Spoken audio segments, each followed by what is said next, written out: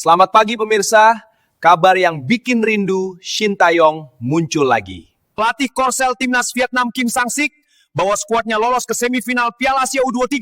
Sedangkan di sini bukannya permanenkan Shin Tae-yong, justru ketua federasi lakukan keputusan yang sangat bodoh dan tolol. Di sisi lain, ada hal mengejutkan yang datang dari pemain keturunan Tristan Goijer. Mendengar kabar John Herdman akan terbang ke Eropa akhir Januari nanti. Tristan Goijer mengaku siap gabung Timnas Indonesia untuk agenda FIFA Series dan Piala AFF. Benarkah demikian? Simak berita lengkapnya sekarang juga. Tetangga negeri jiran jangan gemetar. Tatap target semifinal Piala Asia 2027. 3 pemain keturunan masuk radar John Herdman. Tristan Goijer yang paling dekat dengan proses naturalisasi masih berani remehkan Garuda. Bongkar daftar pemain kelas dunia yang siap bikin lawan bertekuk lutut. Tonton sekarang. Levelnya beda jauh sama pemain manja. Miliano Junatans resmi gabung Excelsior Rotterdam dengan skema pinjaman. Saat yang lain cari aman di liga lokal, dia pilih bertarung di Eropa. Simak detail kontrak yang bikin salut fans Garuda. Jangan sampai kelewatan. Mental mediocre, tolong jauh-jauh. Fans Garuda kecam Persija Jakarta yang hobi incar wonderkid diaspora. Jangan rusak karir Ivar Jenner. Hey Jenner, ikuti jejak Miliano yang tetap berkarir di Eropa meskipun turun kasta. Inikah taktik licik penghancur talenta timnas? Saksikan kebenaran pahit di balik ambisi klub ini. Cuma butuh 2 laga buat bikin dunia malu. Timnas Indonesia hanya main 2 kali di FIFA Series 2026. Sedikit main tapi mematikan, daripada banyak main tapi lawannya tim lemah terus. Temukan rahasia strategi Herdman yang sengaja sembunyikan kekuatan. Subscribe video ini segera. Bukti nyata salah pilih pemimpin. Capaian pelatih Korsel Kim Sang-sik bawa timnas Vietnam U23 ke semifinal Piala Asia. Tampar kebodohan Erick Thohir yang pecat pelatih Korsel kebanggaan kita Shin Tae-yong. Sampai kapan kita harus menonton kesuksesan orang lain akibat blunder fatal petinggi bodoh ini? Temukan jawaban pahitnya di sini. Saksikan berita selengkapnya detik ini juga.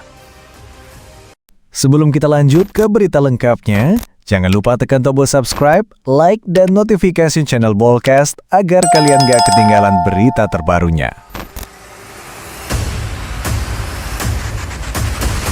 Tragikomedi sepak bola.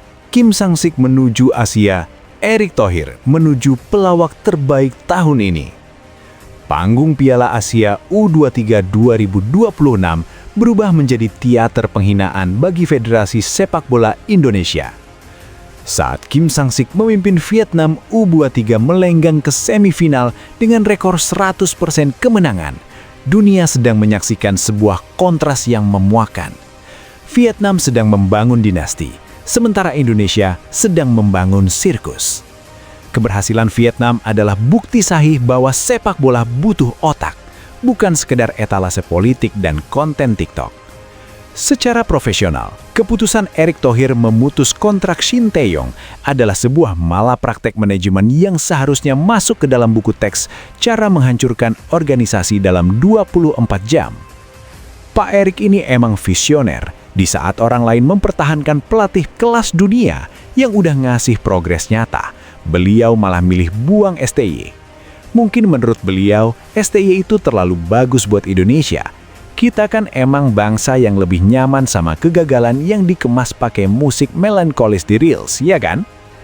Statistik menunjukkan Vietnam asuhan Kim Sang-sik memiliki efisiensi serangan mematikan. Namun bagi fans Garuda, statistik paling nyata adalah indeks kebodohan federasi yang melonjak tajam. Bagaimana mungkin seorang pengusaha yang katanya level internasional bisa melakukan blunder amatir dengan mematikan mesin yang baru saja panas? Vietnam sekarang jadi mantan terindah yang pamer pacar baru, Kim Sang-sik, di depan muka kita. Sementara kita masih sibuk nyari pengganti di aplikasi kencan bernama spekulasi. Terima kasih Pak Erick, Berkat Bapak, kita sekarang punya lebih banyak waktu buat nonton Vietnam berprestasi sambil merenung. Kok bisa ya, kita punya ketua federasi yang lebih jago nambah followers daripada nambah trofi. Keberhasilan Kim Sang-sik adalah jari tengah yang diacungkan langsung ke arah kantor PSSI. Ini bukan sekedar kemenangan Vietnam, ini adalah pengumuman global bahwa stabilitas itu kunci dan ego itu penyakit. Erick Thohir mungkin mengira dia sedang bermain football manager yang bisa direstart kapan saja kalau kalah. Masalahnya ini dunia nyata, Pak. Di dunia nyata, kalau Anda memecat pelatih sekali ber-STY hanya untuk memuaskan syahwat otoritas, Anda bukan sedang melakukan transformasi. Anda sedang melakukan sabotase nasional. Vietnam melaju ke semifinal dengan martabat. Indonesia tertinggal di belakang dengan drama kepelatihan yang lebih rumit dari sinetron Ikatan Cinta. Jika ada penghargaan untuk penyumbang kesuksesan Vietnam terbesar, trofi itu harus jatuh ke tangan Erick Thohir. Karena tanpa keputusan bodohnya membuang tren pelatih Korea, Vietnam mungkin tidak akan punya motivasi sebesar ini untuk membuktikan bahwa Indonesia baru saja melakukan blunder terbesar di abad ini. Selamat buat Vietnam, dan buat Pak Erick, tenang saja, meskipun timnas kalah prestasi, setidaknya jumlah like di postingan Bapak masih lebih banyak dari jumlah poin kita di klasemen. Prioritas yang sangat mantap. Era baru John Herdman, perburuan talenta global dan sinyal kuat Tristan Guyer menuju skuad Garuda. Awal tahun 2026 menjadi babak baru yang krusial bagi sepak bola Indonesia. Pasca penunjukan resmi John Herdman sebagai nahkoda anyar tim nasional Indonesia pada 4 Januari lalu, atmosfer sepak bola tanah air kembali memanas. Bukan hanya soal strategi The Herdman Way yang sukses membawa Kanada ke panggung dunia, namun juga fokus sang pelatih dalam menyisir talenta diaspora yang tersebar di liga-liga elit Eropa. Dalam konferensi pers perdananya di Jakarta pertengahan Januari ini, Herdman menegaskan bahwa proyeksi jangka panjangnya adalah menembus kualifikasi Piala Dunia 2030. Untuk mencapai target tersebut, peningkatan kualitas individu pemain menjadi harga mati. Kami mencari pemain dengan intensitas kompetisi yang tinggi. Jika mereka memiliki darah Indonesia dan hati mereka ada di sini, pintu selalu terbuka, ujar Herdman di hadapan awak media. Berdasarkan informasi internal, Herdman dijadwalkan akan melakukan perjalanan diplomasi ke Belanda dan Inggris pada akhir Januari hingga awal Februari 2026. Agenda utamanya adalah memantau kebugaran para pemain pilar seperti Jay Itzes dan Kevin Dix, sekaligus mengadakan pertemuan tertutup dengan beberapa talenta keturunan yang masih berstatus pemain tim nasional muda negara lain. Langkah agresif ini dianggap sebagai upaya Herdman untuk memastikan kedalaman skuad sebelum turnamen FIFA Series Maret 2026 dan ASEAN Cup 2026. Di tengah deretan nama diaspora yang bermunculan, nama Tristan Guyer mendadak menjadi perbincangan hangat di kalangan pengamat sepak bola dan media sosial. Bek muda potensial milik Ajax Amsterdam yang saat ini sedang dalam masa peminjaman di PEC Zwolle tersebut dikabarkan menjadi target utama dalam daftar belanja John Herdman. Ada beberapa alasan logis mengapa spekulasi mengenai Guyer dianggap sebagai yang paling mendekati kenyataan.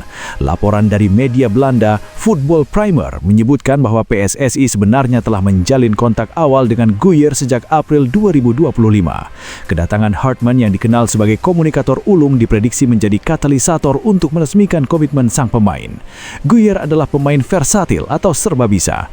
Di usianya yang menginjak 21 tahun, ia mampu bermain sebagai bek kanan, bek tengah, hingga gelandang bertahan dengan sama baiknya. Karakteristik ini sangat selaras dengan filosofi Herdman yang menyukai pemain dinamis dengan mobilitas tinggi.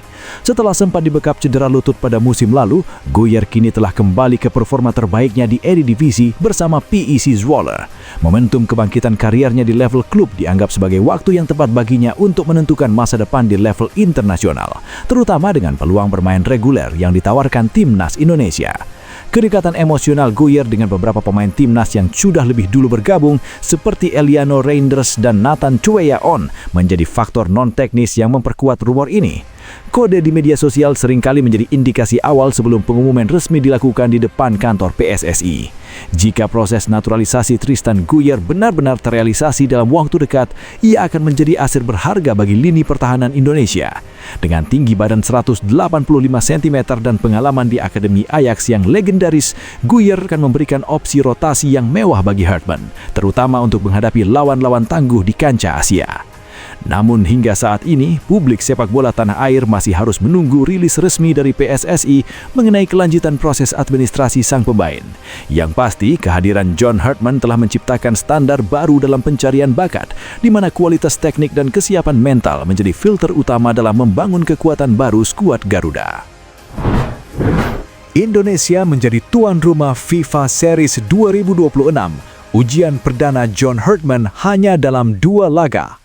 Gema sepak bola internasional kembali berpusat di Stadion Utama Gelora Bung Karno, SUGBK. Federasi Sepak Bola Internasional FIFA telah resmi menunjuk Indonesia sebagai salah satu dari 9 tuan rumah penyelenggaraan FIFA Series 2026. Namun, sebuah fakta menarik muncul di balik kemeriahan ini. Skuad Garuda dipastikan hanya akan melakoni 2 pertandingan resmi, meski turnamen mini ini diikuti oleh 4 negara dari konfederasi yang berbeda.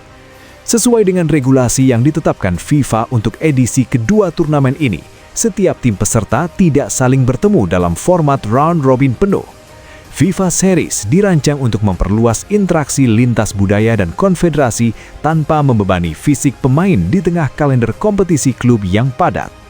Berdasarkan jadwal yang telah dirilis, FIFA Series 2026 akan berlangsung pada 23 sampai 31 Maret 2026. Timnas Indonesia yang kini berada di bawah komando pelatih kepala baru John Hartman dijadwalkan menghadapi 2 lawan dengan karakteristik permainan yang kontras. Bulgaria UEFA mewakili kekuatan Eropa Timur dengan peringkat FIFA ke-88 dunia. Laga ini diprediksi menjadi ujian fisik bagi lini belakang Indonesia. Peru atau Saint Kitts and Nevis CONCACAF. Spekulasi kuat menyebut Peru, peringkat 51 dunia, akan menjadi lawan kedua untuk menguji ketangguhan mental Garuda menghadapi gaya sepak bola Amerika Selatan yang teknis. Ini bukan sekadar uji coba. Ini adalah platform bagi kami untuk memperkenalkan identitas baru Timnas Indonesia di hadapan publik sendiri, ujar John Hartman dalam sesi wawancara di Jakarta. Bagi John Hartman, 2 laga di FIFA Series Maret nanti akan menjadi debut resminya setelah resmi diperkenalkan pada 13 Januari 2026. Dengan keterbatasan waktu, Hartman dilaporkan telah menjalin komunikasi intensif dengan 60 pemain potensial, termasuk mereka yang masih berkarir di luar negeri. Laga melawan Bulgaria dan 1 tim lainnya di Jakarta nanti akan menjadi tolak ukur pertama sejauh mana transformasi taktik yang diusung Hartman dapat diserap oleh Asnawi Mangku Alam dan kawan-kawan. Targetnya jelas, mengamankan poin maksimal demi memperbaiki posisi Indonesia di ranking FIFA, saat ini di peringkat 122, dan membangun momentum menuju Asian Cup 2026 di bulan Juli mendatang. Dukungan penuh dari supporter di SUGBK diharapkan mampu menjadi pemain ke-12 bagi skuad Garuda dalam memaksimalkan jatah 2 pertandingan di ajang bergengsi ini. Rumor transfer panas, Persija Jakarta incar Ivar Jenner. Fans Garuda lancarkan protes keras di media sosial. Bursa transfer paruh musim 2025-2026 dikejutkan dengan kabar ketertarikan raksasa ibu kota, Persija Jakarta, terhadap gelandang muda andalan Timnas Indonesia, Ivar Jenner. Di tengah situasi kontraknya yang akan segera berakhir di FC Utrecht, rumor kepulangan Ivar ke tanah air memicu perdebatan sengit yang membelah opini publik sepak bola nasional. Kabar ini mencuat setelah Ivar Jenner secara terbuka menyatakan tidak akan memperpanjang masa baktinya di FC Utrecht yang berakhir pada Juni 2026. Minimnya menit bermain di tim utama menjadi alasan utama pemain 22 tahun tersebut untuk mencari pelabuhan baru. Manajemen Persija Jakarta dikabarkan menjadi yang terdepan untuk mengamankan jasa sang gelandang. Nilai pasar IFAR yang berkisar di angka 5,21 miliar rupiah dianggap sebagai investasi yang masuk akal bagi Macan Kemayoran untuk memperkuat lini tengah mereka demi mengejar titel juara. Namun Persija tidak sendirian. Dewa United disebut-sebut siap bersaing secara finansial untuk memboyong IFAR, mengikuti jejak rekan setimnya Rafael Struijk yang lebih dulu mencicipi atmosfer liga lokal. Meski kabar ini menjadi angin segar bagi kompetisi domestik, reaksi berbanding terbalik ditunjukkan oleh basis pendukung setia Timnas Indonesia atau yang akrab disapa fans Garuda. Di berbagai platform media sosial seperti X, Twitter, dan Instagram, tagar penolakan terhadap kepindahan pemain diaspora ke Liga 1 mulai bermunculan. Para pendukung mengecam langkah klub-klub lokal yang mencoba merekrut pemain muda yang sedang meniti karier di Eropa. Berikut adalah beberapa poin keberatan yang disuarakan oleh fans. Penurunan level kompetisi. Fans berargumen bahwa kepindahan dari intensitas sepak bola Belanda ke Liga 1 akan menurunkan kualitas fisik dan visi bermain Ivar Jenner. Ivar masih 22 tahun, perjalanannya di Eropa masih panjang. Jangan dirusak dengan ritme liga lokal yang masih sering terhenti, tulis salah satu akun fanbase besar di X. Efek bagi Timnas Indonesia. Ada kekhawatiran besar bahwa performa Ivar di bawah asuhan John Herdman akan merosot jika ia tidak lagi terpapar kompetisi level tinggi setiap minggunya. Supporter berharap para pemain diaspora tetap bertahan di Eropa meskipun harus bermain di kasta kedua demi menjaga standar permainan Timnas.